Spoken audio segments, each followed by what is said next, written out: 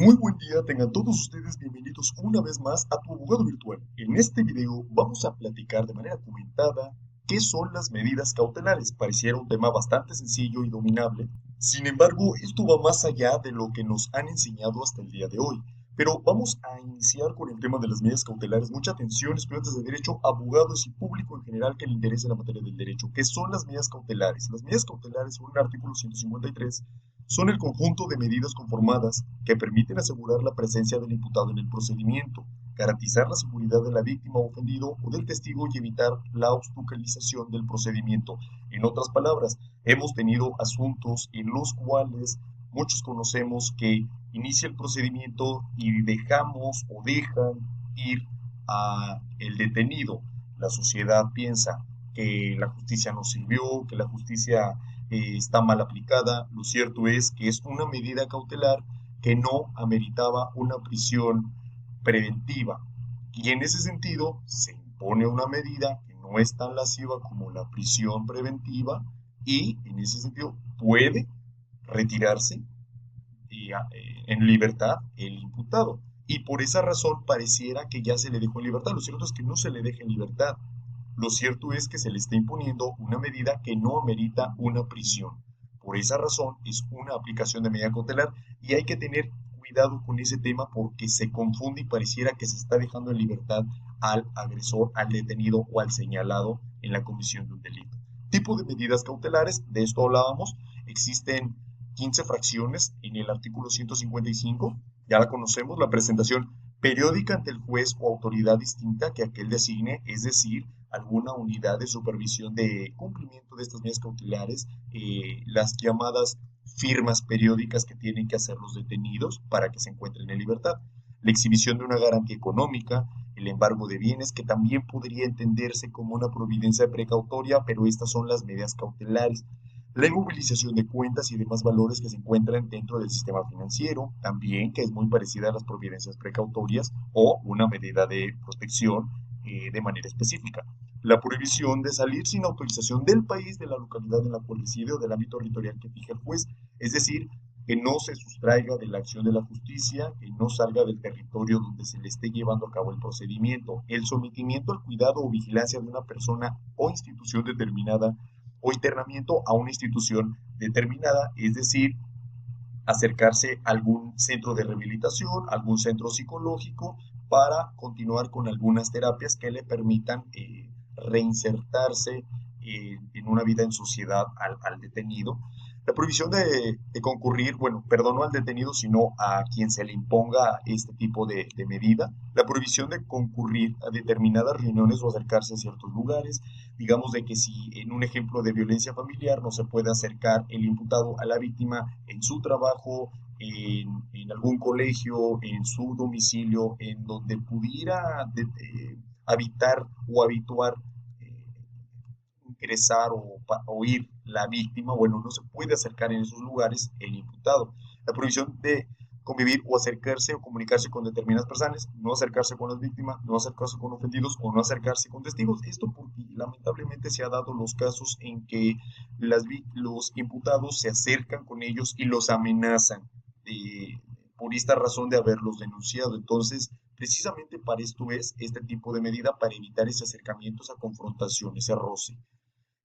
Siempre que no se afecte el derecho de defensa, la separación inmediata del domicilio, la suspensión temporal en el ejercicio de cargo cuando se le atribuye un delito cometido en caso de servidores públicos, la suspensión temporal en el ejercicio de una determinada actividad profesional o laboral, por ejemplo, puede ser en el caso de policías que dejen de, por ejemplo, en el caso de extorsión, en los delitos de extorsión, bueno, no pueden seguir ejerciendo la función de policías porque pues si no continuaría este tipo de ilícitos por parte de este servidor público. La colocación de localizadores electrónicos que se puede dar en algunos casos, el resguardo en su propio domicilio con las modalidades que el juez disponga, esto puede ser, ahorita lo vamos a explicar un poquito, y la prisión preventiva. Mucha atención con estos dos últimos, porque la prisión preventiva, si se fijan bien, la están dejando hasta el último, es decir, que es la última de las medidas cautelares que se tuvieran a bien valorar para imponer. Y ahora explicamos por qué. Vámonos con cuánto tiempo durará la vigencia de este tipo de aplicación de medidas cautelares. Bien, estas deben de durar durante todo el tiempo que transcurre el procedimiento. Tomemos en cuenta que la prisión preventiva es la única que priva de la libertad al imputado y son solo en casos excepcionales. Puede ser por aquellos delitos cometidos y que están contenidos en el artículo 19 constitucional de la Constitución Política de los Estados Unidos Mexicanos, o bien aquellos que por la clasificación que se le dio al delito se ameritan la prisión preventiva, como por ejemplo en el caso de delitos con eh, cometidos con arma de fuego, por ejemplo, avanza, se clasifica el delito, por ejemplo, de ser un robo, robo civil a robo calificado. ¿Por qué? Por la utilización de una arma de fuego o un arma blanca, por ejemplo, y la hazaña y la forma en cómo se cometió el delito, con medios, utilizando medios violentos. En ese sentido, el robo pasa a ser un robo calificado y en ese sentido ameritaría una prisión preventiva. Y esto de acuerdo al grado de peligrosidad del agresor. En ese sentido, durará la implementación de la medida cautelar todo el tiempo que dure el procedimiento, la que se le imponga. Límites de la medida cautelar. Los límites de la medida cautelar es de 2 años para el caso de la prisión preventiva.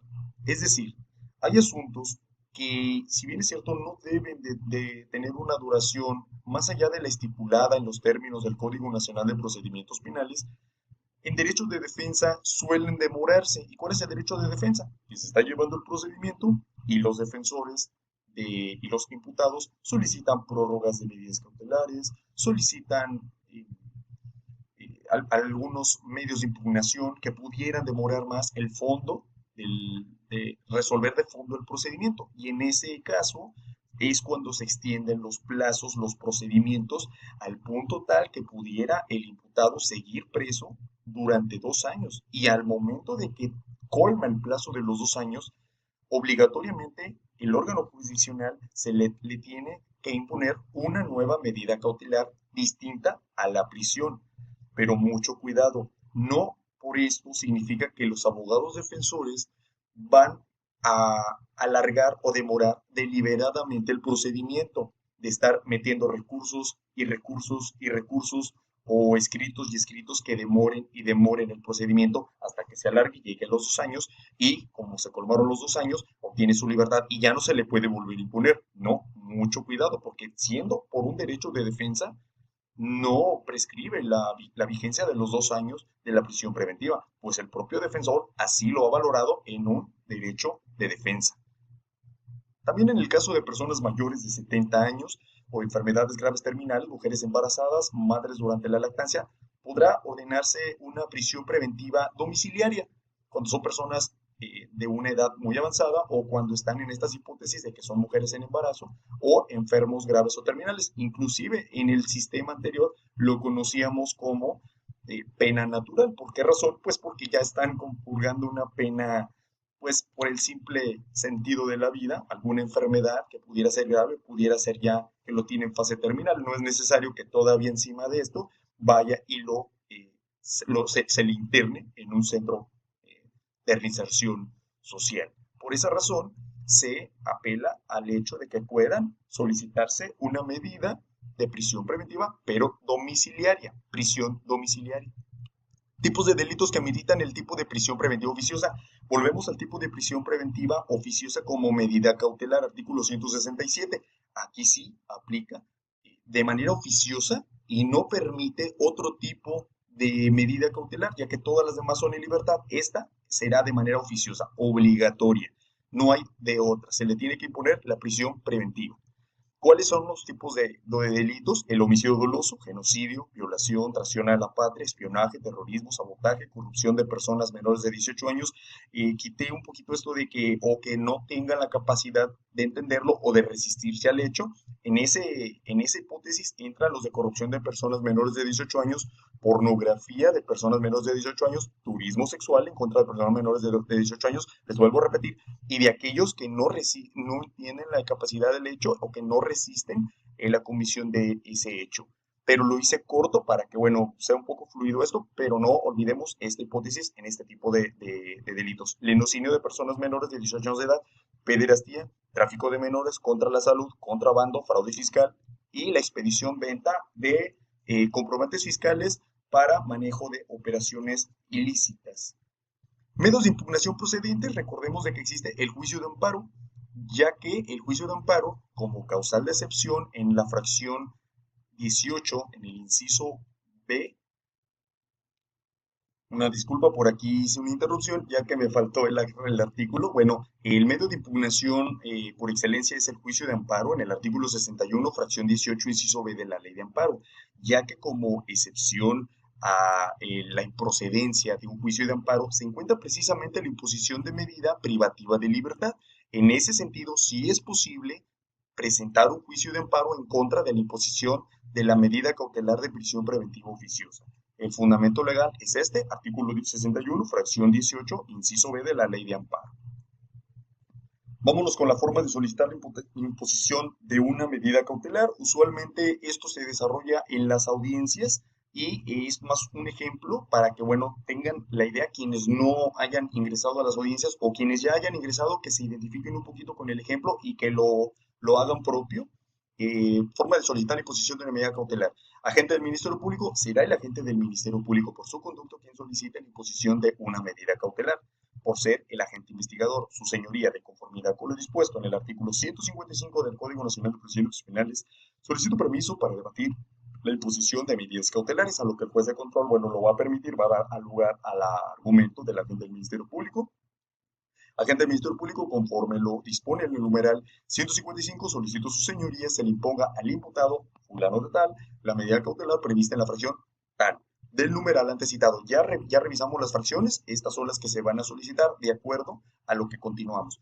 Lo anterior, toda vez que de acuerdo al informe levantado por la psicóloga licenciada tal, se acredita que el imputado se califica con un grado de peligrosidad medio. Esto de acuerdo al grado de peligrosidad que se pudiera evaluar por parte de las investigaciones realizadas por el agente del Ministerio Público. En este ejemplo lo estamos poniendo de acuerdo a la evaluación psicológica que se le hizo al imputado. Sin pasar por desapercibido que fue conducido a este procedimiento, fue atraído al proceso a través de un medio de conducción consistente en el orden de aprehensión. ¿Pero por qué? Al haber hecho caso omiso de citatorios realizados anteriormente. Se le estuvo citando, en este ejemplo, se le estuvo citando, no acudió por su propia voluntad, atendiendo a la exhaustividad y proporcionalidad que nos merece el numeral 82. Tomemos en cuenta de que primero sería la citación, después sería la comparecencia y ante la omisión del imputado a acudir, entonces vendría la orden de aprehensión. En ese sentido, hay exhaustividad y hay proporcionalidad y, por lo tanto, se colmó el 82 del Código Nacional, se agotó y por esa razón se proporciona la orden de aprehensión con la cual se atrajo al proceso al ahora detenido, en este ejemplo. Pues en un primer momento se licitó el procedimiento y posteriormente su comparecencia y al no tener respuesta favorable se ordenó su aprehensión. Por tanto, es evidente que el imputado puede sustraerse de la acción de la justicia. En esa tesitura, reitero mi solicitud de imponer al imputado las medidas cautelares previstas en los numerales tal, fracción tal del Código Nacional de Procedimientos Penales, mismas que deberán tener como vigencia todo el proceso, el tiempo que dure el procedimiento. El juez de control procederá a resolver la imposición de las medidas cautelares.